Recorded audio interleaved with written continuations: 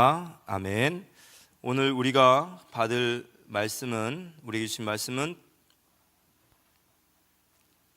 갈라디아서 5장 16절에서 18절까지 말씀입니다. 갈라디아서 5장 16절에서 18절까지 말씀을 우리 한 목소리로 합독하도록 하겠습니다.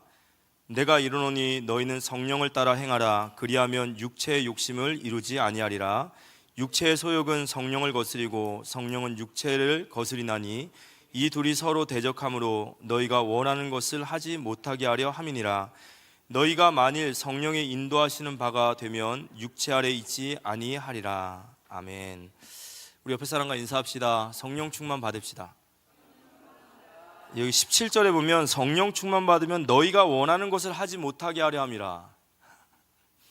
우리가 원하는 것은 우리 옛사람의 체질이죠. 그 성령께서 우리를 제어하시고 간섭하시는 밤 되어지기를 기도합니다. 오늘 말씀은 너희는 성령을 따라 행하라입니다.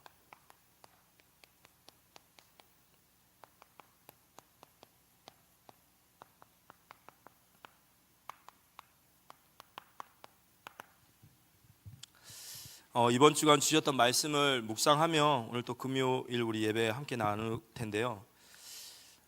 성경에서는 하나님께서 이스라엘 백성들이 왜 고난을 받고 실패하느냐를 명확하게 얘기하십니다. 이스라엘 백성들이 실패하는 이유는 하나님을 의지하지 않기 때문이에요.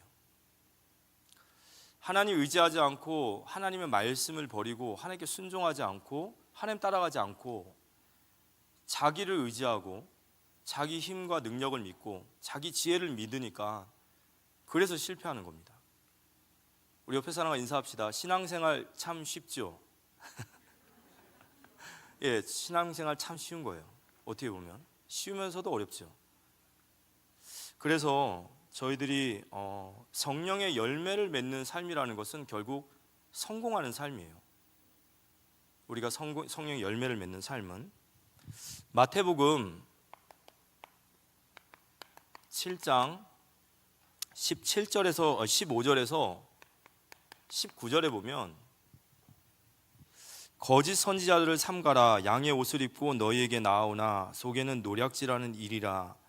그들의 열매로 그들을 알지니 가시나무에서 포도를 또는 엉겅퀴에서 무화과나무를 따겠느냐. 이와 같이 좋은 나무마다 아름다운 열매를 맺고 못된 나무가 나쁜 열매를 맺나니 좋은 나무가 나쁜 열매를 맺을 수 없고 못된 나무가 아름다운 열매를 맺을 수 없느니라. 아름다운 열매를 맺지 아니하는 나무마다 찍혀 불에 던져지느니라. 우리가 이 성경 구절을 보면 열매에 대한 얘기가 계속 나와요. 그래서 많은 사람들이 이 성경은 우리가 열매를 맺어야 되는구나 이렇게 얘기하지만 사실 이 성경에서 말하고자 하는 것은 뭐냐면 좋은 나무는 좋은 열매를 맺고 나쁜 나무는 나쁜 열매 맺을 수밖에 없지 않냐 이거예요. 그러니까 배를 심었으면 배가 나와야죠. 그죠? 사과 심었으면 사과 나오는 거예요. 지금 이건 열매를 얘기하는 것이 아니라 나무 얘기를 하는 거예요. 우리가 성령의 9가지 열매를 맺는 데 있어서 어디에 가장 신경을 써야 될까요? 그게 바로 우리의 뿌리죠. 이 근본이 우리가 치유돼야 돼요. 우리가 어떤 나무이냐에 따라서 우리의 열매가 맺어집니다. 맞습니까?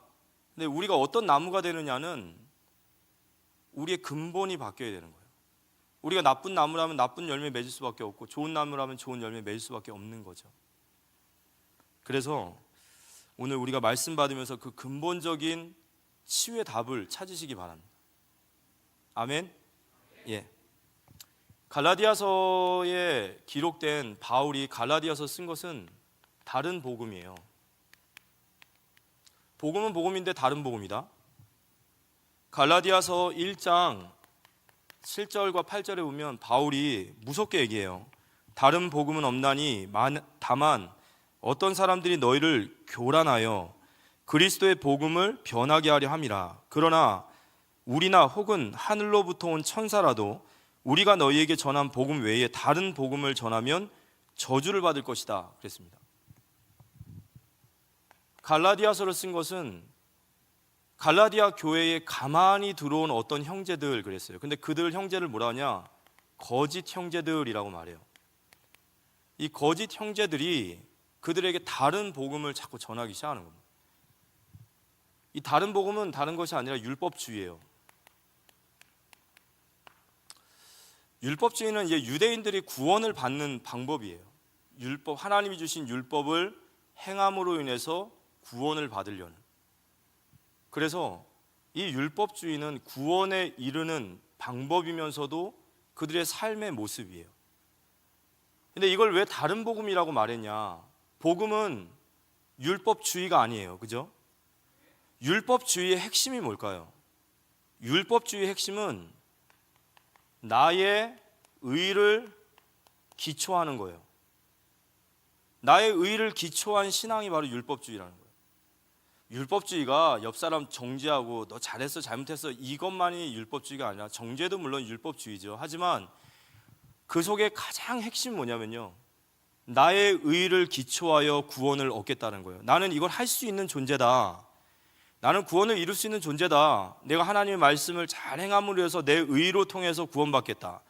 근데 이게 삶의 신앙생활도 이렇게 한다는 거죠. 나의 의를 기초로 한다. 이게 다른 복음이라는 거죠. 바울이 무섭게 얘기합니다. 저주를 받을 것이다 그랬어요. 다른 복음을 이야기하면 저주를 받을 것이다. 왜 그러죠? 오늘 이 가만히 들어온 사람들이 바울이 복음을 전했어요. 바울의 복음은 이신칭의의 복음이에요. 믿음으로써 구원받는다. 우리가 할 수 있는 것은 믿음밖에 없다. 그 믿음도 행위를 말하는 게 아니에요. 주님이 하신 것을 받아들이는 것뿐이에요. 주님이 하십니다. 주님이 하실 겁니다. 주님이 하셨습니다. 그게 믿음인 줄 믿으시기 바랍니다. 그래서 믿음의 반대말은 불신앙이 아니라 행위예요. 행위는 자기의 의를 기초로 둔 삶이고 믿음은 하나님의 의를 기초로 둔 삶이라는 거예요. 그러면서 그들이 뭐라냐? 할례를 행해야 된다는 거예요.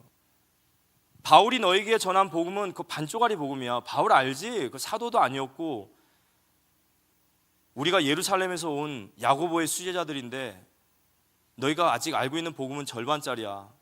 할례를 행해야 되고 율법을 행해야 돼. 근데 바울은 여기에 저주를 받을지어다라고 무섭게 책망했습니다. 왜 그럴까요? 유대인들은 구원을 받는 데 있어서 중요한 세 가지 조건이 있어요. 이게 유대주의의 율법주의입니다. 첫 번째는 아브라함의 혈통이어야 돼요. 여기서 아브라함의 혈통 있으세요? 저요, 영적인 아브라함이요. 그거 말고 육신적 혈통. 우리는 당군의 자손.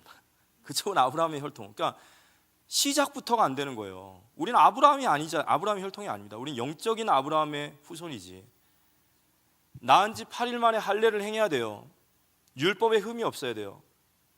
만약에 이 한 가지라도 바울이 허락을 하면 이방인들의 구원은 다 물로 가는 거예요. 그러니까 바울이 이렇게 강력하게 율법주의와 싸우는 것은 유대주의와의 어떤 무슨 힘겨루기가 아니라 만약에 율법주의가 하나라도 들어오면 여기 무서운 결과가 오는 겁니다. 그래서 이 다른 복음에 대한 경고, 또 이 다른 복음을 뽑아내기 위해서 바울이 복음을 쓴 거예요. 그러면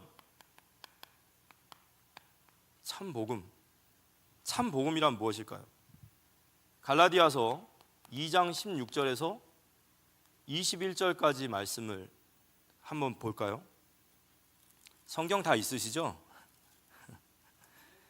성경 들어보시다 이런 거 안 할게요. 제가 성경 가지고 다니시기 바랍니다. 다른 걸로 자꾸 빠지면 시간 많이 걸리니까 성경 가지고 다니시기 바랍니다.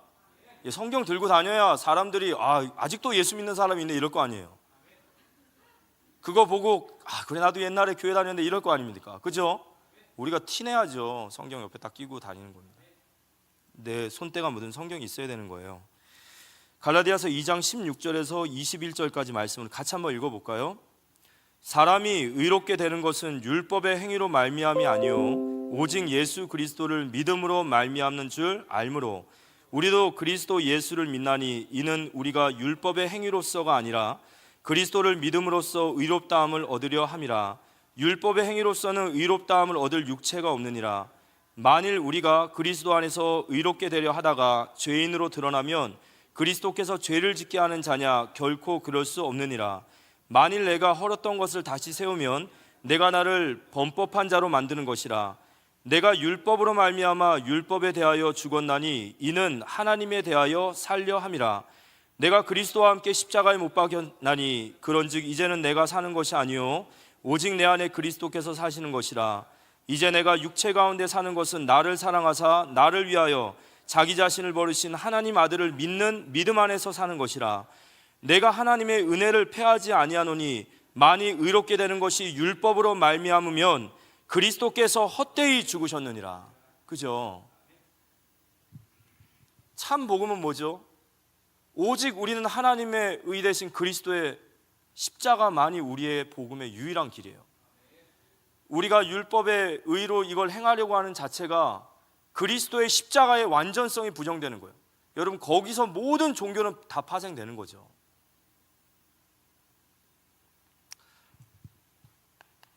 갈라디아 3장 13절과 14절 같이 한번 읽어볼까요? 참 복음이란 13절 14절입니다. 그리스도께서 우리를 위하여 저주를 받은 바 되사 율법의 저주에서 우리를 속량하셨으니 기록된 바 나무에 달린 자마다 저주 아래 있는 자라 하였음이라.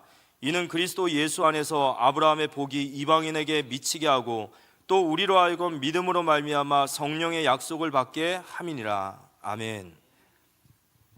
그리스도께서 우리를 위하여 저주를 받은 바 되사 율법의 속량에서 우리를 구원하셨다. 이게 복음입니다. 우리를 율법의 저주에서 해방하신 주님이 바로 우리의 복음이십니다.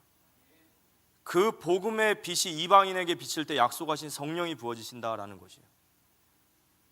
그래서 우리가 바라봐야 될 유일한 복음은 바로 나무에 달린 예수님이세요.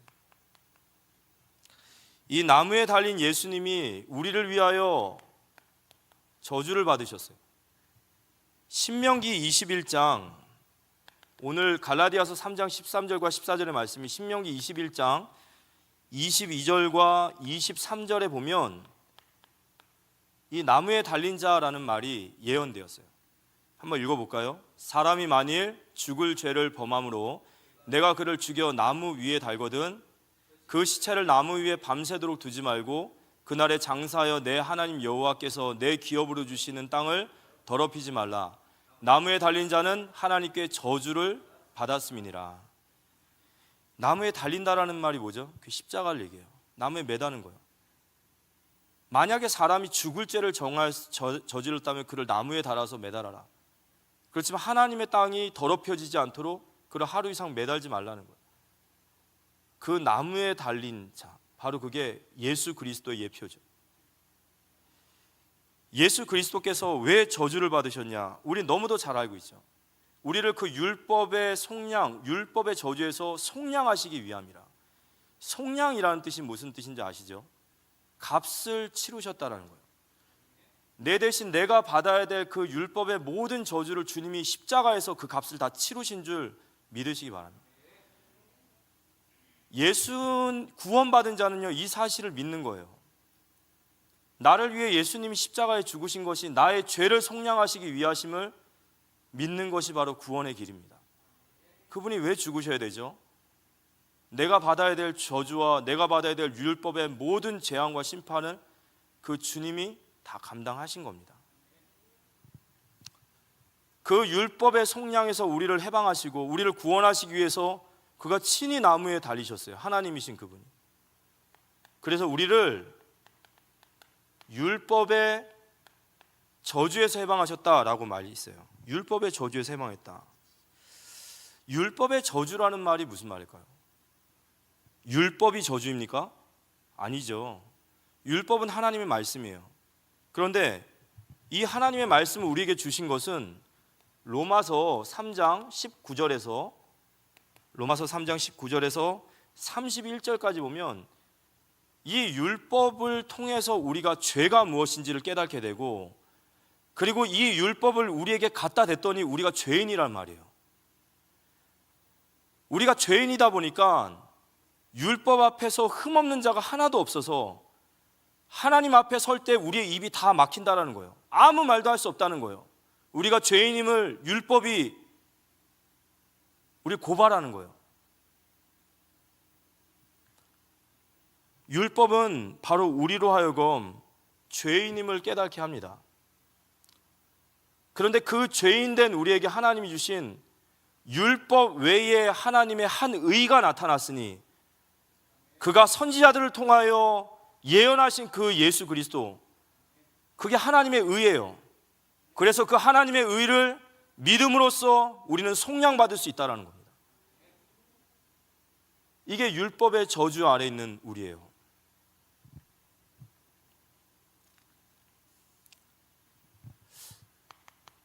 신명기서 27장에 보면 에발산과 그리심산이라는 산이 있어요. 인천과 청라에 있는 산이 아니라 성경에 보면 에발산이 있고 그리심산이 있습니다. 신명기 27장, 여기에서 하나님께서 가나안 땅으로 들어가기 직전에 이스라엘 백성들에게 에발산과 그리심산에서 언약을 세우세요. 근데 이 에발산에서 뭘 하시냐면 율법을 여기서 돌판에 새기게 해요. 자, 우리 신명기 27장 1절에서 4절, 제가 설명하려니까 너무 어렵네요. 같이 한번 읽어봅시다. 신명기서 27장 1절에서 4절 말씀까지만 한번 봐볼까요? 읽어보겠습니다. 모세와 이스라엘 장로들이 백성에게 명령하여 이르되, 내가 오늘 너희에게 명령하는 이 명령을 너희는 다 지킬지니라. 너희가 요단을 건너 내 하나님 여호와께서 내게 주시는 땅에 들어가는 날에 큰 돌들을 세우고 석회를 바르라. 요단을 건넌 후에 이 율법의 모든 말씀을 그 위에 기록하라. 그리하면 내 하나님 여호와께서 내게 주시는 땅 곧 젖과 꿀이 흐르는 땅에 내가 들어가기를 내 조상들의 하나님 여호와께서 내게 말씀하신 대로 되리라. 4절, 너희가 요단을 건너거든 내가 오늘 너희에게 명령하는 이 돌들을 에발산에 세우고 그 위에 석회를 바를 것이며. 1장부터 4절까지 보니까 에발산에서 돌을 세우고 여기에 율법을 쓰라는 거예요. 그리고 나서 5절에 보면 이런 말씀이 있어요. 또 거기서 내 하나님 여호와를 위하여 제단 곧 돌단을 쌓되 그것에서 쇠 연장을 대지 말지어다. 이 에발산의 한 곳에는 돌을 만들고 그 돌에다가 율법을 새기게 하고, 또 한 곳에는 쇠 연장으로 만들지 아니한 제단을 쌓고 이 제단에서 화목 제물을 드려라 라는 말이 있어요. 그리고 나서 하나님이 이 에발산에다 저주를 딱 퍼부어요. 이 율법에 지킬 때는 너희가 복을 받지만 이걸 만약 지키지 않을 때는 너희는 저주를 받을 것이다 라고 이렇게 선포를 합니다. 이 율법은 우리로 하여금 이 율법을 지킬 수가 없어요. 그래서 하나님께서 쇠 연장으로 다루지 아니한 제단을 세워라. 쇠 연장으로 다루지 않은 것은 사람의 인위적인 작품이 아니라 하나님의 주권적인 제단 위에서 바로 예수 그리스도의 은혜로, 그래서 여기가 바로 율법과 복음이 선포되는 것이에요. 그래서 이 말을 받은 모든 이스라엘 백성들이 여기서 하나님과 언약을 세웁니다. 하나님의 말씀을 행하겠습니다. 그리고 하나님 말씀대로 이 언약을 행하면 우린 축복받고 못하면 저주받습니다. 여기에 우리는 하나님과 언약합니다. 딱 이렇게 새깁니다. 그리고 나서 시간이 지나요. 여호수아서로 들어가면 여호수아 24장 한번 보겠습니다. 여호수아서 24장 14절에서부터 28절까지 좀 길지만 우리가 잘 알고 있는 구절이니까요. 한번 읽어보겠습니다. 이 언약을 받은 이스라엘 백성들에게 여호수아가 죽기 직전에 그들에게 다시 한번 세겜 땅에서 똑같은 언약을 세우는데, 읽어보면요. 그러므로 이제는 여호와를 경외하며 온전함과 진실함으로 그를 섬기라. 너희 조상들이 강 저쪽에 애굽에서 섬기던 신을 치워버리고 여호와만 섬기라. 만일 여호와를 섬기는 것이 너희에게 좋지 않게 보이거든 너희 조상들이 강 저쪽에서 섬기던 신들이든지 또는 너희가 거주하는 땅에 있는 아모리 족속의 신들이든지 너희가 섬길 자를 오늘 택하라. 오직 나와 내 집은 여호와를 섬기겠노라 하니 백성이 대답하여 이르되 우리가 결단코 여호와를 버리고 다른 신들을 섬기지 하오리니 이는 우리 하나님 여호와께서 친히 우리와 우리 조상들을 인도하여 애굽 땅 종되었던 집에서 올라오게 하시고 우리 목전에서 그 큰 이적을 행하시고 우리가 행한 모든 길과 우리가 지나온 모든 백성들 중에서 우리를 보호하셨음이며 여호와께서 또 모든 백성과 이 땅에 거주하던 아모리 족속을 우리 앞에서 쫓아내셨음이라. 그러므로 우리도 여호와를 섬기리니 그는 우리 하나님이시니라 하리라. 여호수아가 백성에게 이르되 너희가 여호와를 능히 섬기지 못할 것은 그는 거룩하신 하나님이요 질투하신 하나님이시니 너희의 잘못과 죄들을 사하지 아니하실 것임이라. 만일 너희가 여호와를 버리고 이방 신들을 섬기면 너희에게 복을 내리신 후에라도 돌이켜 너희에게 재앙을 내리시고 너희를 멸하시리라 하니 백성이 여호수아에게 말하되 아니니이다 우리가 여호와를 섬기겠나이다 하는지라. 여호수아가 백성에게 이르되 너희가 여호와를 택하고 그를 섬기라 하였으니 스스로 증인이 되었느니라 하니 그들이 이르되 우리가 증인이 되었나이다 하더라. 여호수아가 이르되 그러면 이제 너희 중에 있는 이방 신들을 치워버리고 너희의 마음을 이스라엘 하나님 여호와께로 향하라 하니 백성이 여호수아에게 말하되 우리 하나님 여호와를 우리가 섬기고 그의 목소리를 우리가 청종하리이다 하는지라. 그날에 여호수아가 세겜에서 백성과 더불어 언약을 맺고 그들을 위하여 율례와 법도를 제정하였더라. 여호수아가 이 모든 말씀을 하나님의 율법책에 기록하고 큰 돌을 가져다가 거기 여호와의 성소 곁에 있는 상수리 나무 아래 세우고 우리 백성에게 이르되 보라 이 돌이 우리에게 증거가 되리니 이는 여호와께서 우리에게 하신 모든 말씀을 이 돌을 들었음이니라. 그런즉 너희가 너희 하나님을 부인하지 못하도록 이 돌들이 증거가 되리라 하고 백성을 보내어 이 각기 기업으로 돌아가게 하였더라. 여호수아가 마지막으로 죽기 직전에 이스라엘 백성들에게 너희가 너희 중에 있는 이방 신들을 버리고 하나님의 계명을 지키라. 그리하면 주께서 너를 축복하실 것이다 라고 말할 때 이스라엘 백성들이 이렇게 얘기해요. 우리가 이 일을 다 지키겠나이다. 우리가 이 일을 다 지키겠나이다. 근데 여호수아가 뭐라고 하냐면 너희는 이 일을 지키지 못할 것이다 얘기해요. 근데 이스라엘은 다시 한번 얘기합니다. 우리가 하나님만을 섬기고 이방신을 버리고 하나님의 율법과 계명을 다 지키겠고 이 돌들을 우리 앞에 증거로 두겠습니다. 그들은 지킬 수 있다라고 말해요. 결과는 어떻게 되죠? 여호수아 다음 장이 뭐죠? 사사기예요. 율법의 저주 아래 있다라는 말이 무슨 말이죠? 율법의 저주 아래 있다라는 말은 우리는 끊임없이 우리 자신의 의를 두고 우리가 할 수 있다라고 생각을 해요. 왜냐하면 복음을 모르기 때문에 그래요. 이게 저주 아래 있는 자라는 거예요. 복음을 모르기 때문에 우리가 구원을 받고 우리가 갈 수 있는 유일한 길은 우리가 지킬 수 있습니다. 우리가 행하겠습니다 라고 말하는데 거기에 이스라엘 백성들은 그 저주 아래 잡혀 있는 거예요. 왜냐? 복음을 모르니까. 복음이 뭐죠? 우리를 위해 속량하신 예수 그리스도의 저주 아래 그 십자가란 말이죠. 그 십자가를 바라볼 때 우리의 처지를 보게 되는 거예요. 복음이라는 것은 우리에게 조금 더 나은, 우리를 좀 더 만들어서 좀 괜찮은 인간으로 만드는 게 복음이 아니에요. 복음은 나를 위해 그리스도께서 저주의 속량을 받으셨다는 겁니다. 우리의 영적 파산 선고가 바로 복음입니다. 그게 복음이에요. 그게 나무 아래 있는, 나무에 달린 예수님을 만난 사람들의 고백이에요. 거기에서 내 저주가 들통나야 되는 거예요. 만들어가고 조금 더 괜찮아져서 조금 더 나은, 아니에요. 우리의 시작이 어디로부터 시작돼야 됩니까? 나무에 달린 예수 그리스도로부터 시작돼야 됩니다. 율법의 행위로서는 구원을 받을 자가 없나니 오직 하나님이 주신 그 한 의를 믿는 믿음만이 우리에게 의가 되는 거예요. 영적 파산 선고가 시작되어지는 밤이 되어지기를 기도합니다. 율법의 저주가 뭐냐? 그 복음을 몰라서 내 의를 기초로 삼고 나아가려는 에발산의 율법을 줘도 저주를 받을 뿐이에요. 그래서 하나님이 쇠 연장으로 다루지 아니한 하나님의 제단을 쌓으시는 거예요. 거기서 그리스도께서 피를 흘리시고 나와 하나님 사이를 화목케 하시고 인도하심을 믿으시기 바랍니다. 이게 정말 중요한 복음이에요. 율법의 저주 아래서 해방되시기 바랍니다. 복음을 모르는 자는 율법의 저주 아래 놓일 수밖에 없어요.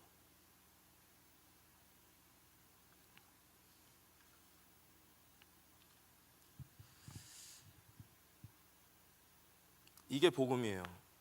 이게 우리의 복음이에요.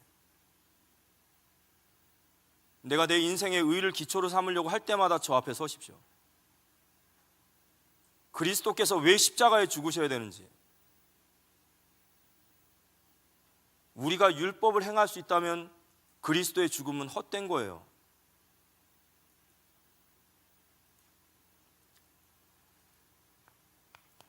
오늘 말씀이 너희는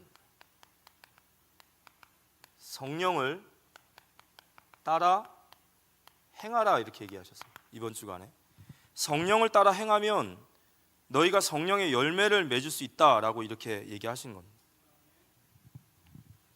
갈라디아서 5장 16절에서 18절 그리고 24절까지 말씀 보면 육체의 소욕이라는 게 나와요.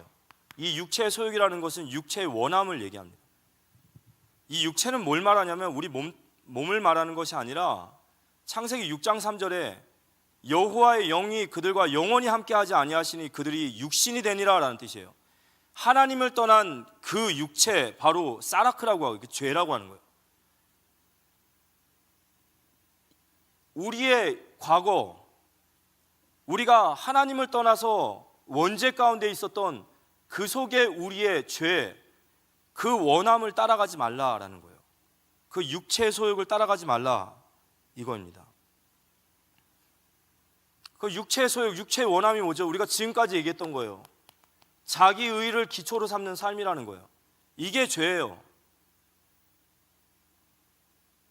내가 나의 의를 기초로 삼는다는 것은 하나님 필요 없다라는 거예요. 한마디로 말해서 이게 죄입니다. 이게 육체의 소욕이에요. 내 의를 기초로 삼고 살려가는 삶. 근데 이 육체의 소욕이 아니라 우리에게 뭐라고 하시죠? 성령을 따라가라. 성령도 소욕이 있어요. 성령도 원하심이 있단 말이에요. 성령을 따라가는 삶 되시기를 기도합니다. 성경은요 절대 회색지대는 없습니다. 육체를 따라가느냐 성령을 따라가느냐 두 개예요. 두 개입니다.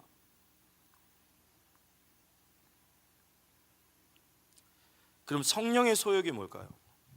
이 성령님, 우리가 사실 성령 하니까 이게 말이 굉장히 이게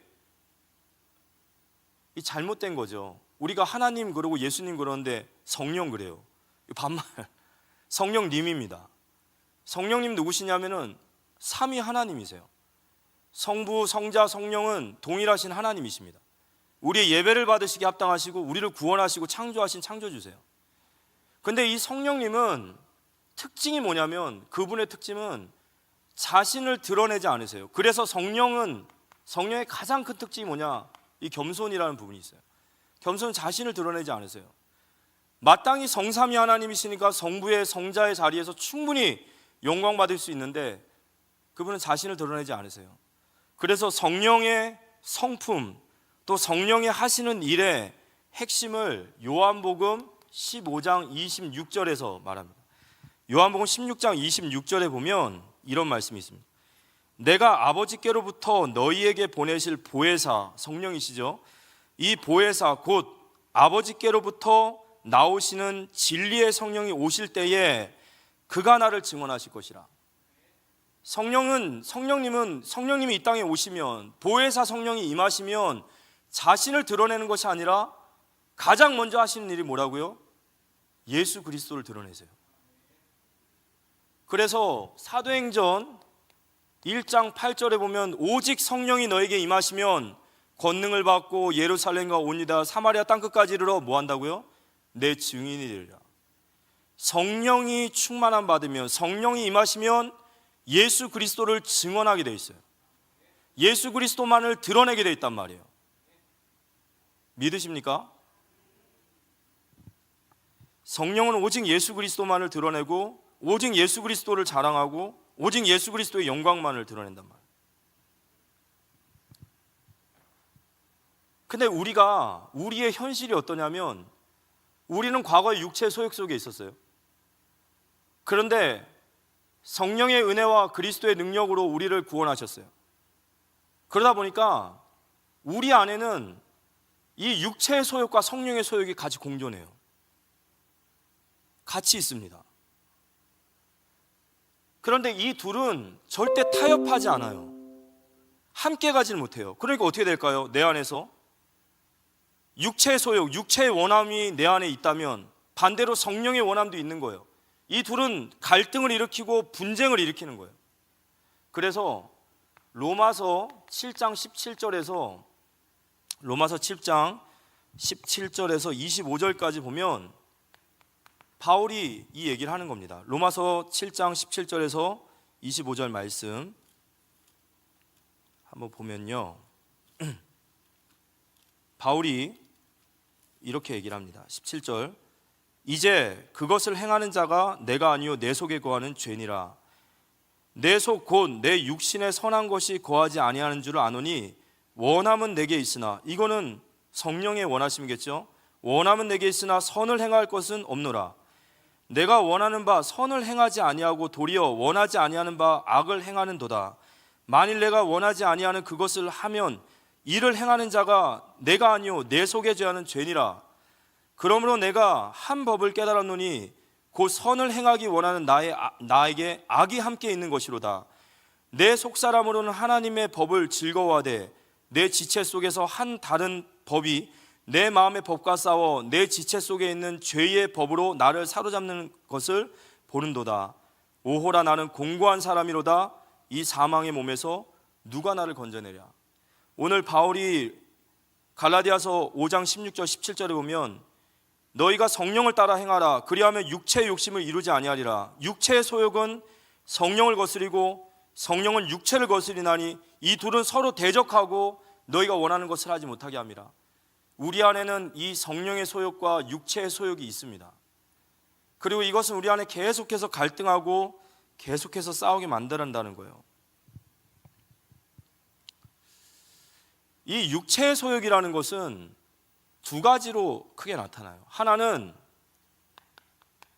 방종의 삶으로도 나타나요. 그래서 막 호색하는 것과 원수 맺는 것과 수많은 그런 것들이 있죠. 근데 또 하나는 뭐냐면, 이건 부정적이라고 한다면 긍정적인 욕망에도 잡히기도 해요. 긍정적 욕망이 뭐냐면요,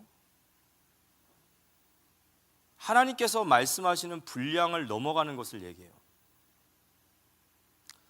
우리가 하나님의 일이라고 말하지만 사실은 우리의 열심으로 가는 욕망들이 있어요. 이건 분명히 하나님의 일이야 라고 우리는 열심을 합니다. 근데 그게 내 욕망일 수 있다는 거죠. 근데 이 육체의 소욕을 따라가지 않기 위해서 가장 중요한 것이 뭐냐? 하나님이 우리에게 그어놓으신 분량을 넘어가지 말라는 거예요. 오늘 핵심입니다. 하나님 우리에게 절대 넘어가지 말아야 될 분량이 있어요.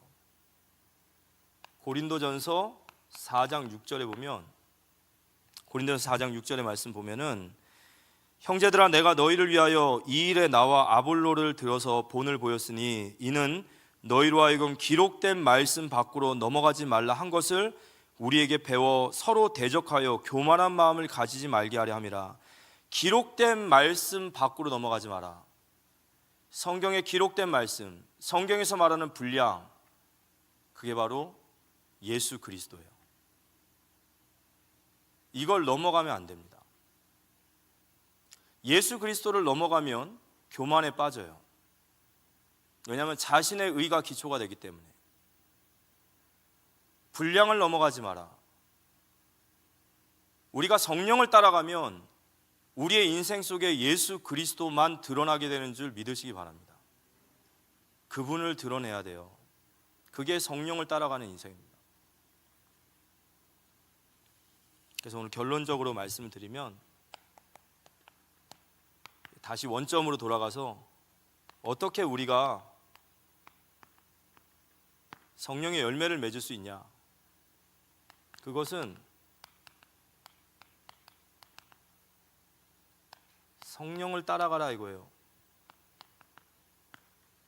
성령의 소욕, 성령의 원하심을 따라가는 삶, 그게 바로 우리가 성령의 열매를 맺는 겁니다. 그 말은 곧 오직 예수 그리스도를 드러내는 삶을 살아야 되는 거예요. 우리의 시작이 예수 그리스도로부터 시작되길 기도합니다. 예수 그리스도로부터 시작되라는 말이 의미를 이제 아시겠습니까? 이거예요, 이거. 나의 의를 기초로 두지 말라는 거예요. 그게 그를 드러내는 삶이에요. 여러분의 마음의 심중에 우리 공동체가 예수 그리스도를 드러내는 삶이 되어지시기를 기도합니다. 우리의 마음 속에 내 의의 기초가 자기 의를 기초로 두는 게 아니라 나무에 달린 자의 우리의 율법 아래 저주 아래 속량받으신 그분을 바라볼 때 우리의 의를 기초로 삼는 삶을 꿈꿔서는 안 돼요. 우리 자신이 그걸 늘 얘기를 해야 돼요. 우리의 시작은 예수 그리스도다. 나의 의를 기초로 두는 것이 아니라 오직 그분을 믿는 믿음으로 나아가야 된다. 맞습니까? 우리의 인생의 과정도 바뀌어야 돼요. 우리가 누구를 의지해야 되죠? 우리가 누구를 바라봐야 됩니까? 누가 우리 인생의 힘이 돼야 되죠? 예수 그리스도만이 드러나시기 바랍니다. 그게 바로 우리 예수 그리스도를 드러내는 거예요. 우리 인생의 결과는 뭘까요? 성령을 따라간다면 예수 그리스도만 드러나고 예수 그리스도만 자랑하고 그분만이 영광 받으실 줄 믿으시기 바랍니다. 교회에 어떤 일이 있더라도 결국엔 누가 드러나야 되죠? 예수 그리스도만 드러나야 돼요. 그게 성령을 따라가는 거예요. 그러한 성령을 따라가는 우리의 삶이 되어지시길 기도합니다. 그때 갈라디아 3장 14절, 이 이방인의 복음이 이방인에게 비칠 때 약속하신 성령이 우리에게 부어지는 거예요. 바로 성령의 열매를 맺는 삶이 되어진다라는 겁니다. 우리 인생의 근본이 치유되어지는 시간 되어지길 바랍니다. 성령의 열매, 여러분 사랑 그러죠. 사랑이 뭔지 아세요? 오늘 새벽에 우리 윤혜진 선교사님께서 설교하실 때 그랬어요. 김병의 효자 없다고. 내가 막 이분을 사랑으로 섬겼어요. 막 병간호를 했어요. 그러다가 이분이 나 못 알아준다. 괘씸한 거예요. 우리 사랑은 그 정도라는 거예요. 우리 진심이지만 못 알아주면 서운하고 열받죠. 성경에서 말하는 갈라디아서의 첫 번째 사랑이라는 것은 아가페입니다. 아가페라는 사랑은 내가 사랑을 할수록 상대방의 가치가 올라가는 사랑이에요. 나는 낮아지고 그가 가치가 올라가는 사랑이란 말이에요. 여러분 그런 사랑 할 수 있습니까? 우리에게 이방인을 향한 그 복음의 빛이 비춰질 때만이 우리 안에 그런 사랑이 나올 수 있는 겁니다. 그래서 오직 예수 그리스도만이 드러나는 그 성령을 따라가는 우리 모두가 되어지시기를 살아계신 예수님의 이름으로 기도합니다. 오늘 그 약속하신 성령을 우리에게 부어주시고 그분만을 따라가는, 그분만을 드러내는 우리의 삶 되어지기를 기도합니다.